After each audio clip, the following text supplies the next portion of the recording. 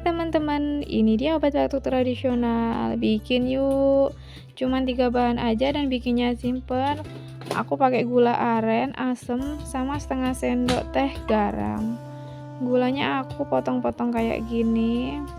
Lanjut masukkan ke dalam gelas asam sama setengah sendok teh garam.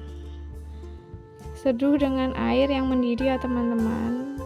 Kenapa aku bikin ini? Karena aku udah seminggu batuk dan aku udah ke dokter, tapi batuk aku cuman mereda sedikit. Ini itu obat tradisional yang mujarab dan manjur, dan alhamdulillah batuk aku udah mulai meringan. Minum saat hangat ya. Selamat mencoba, semoga bermanfaat.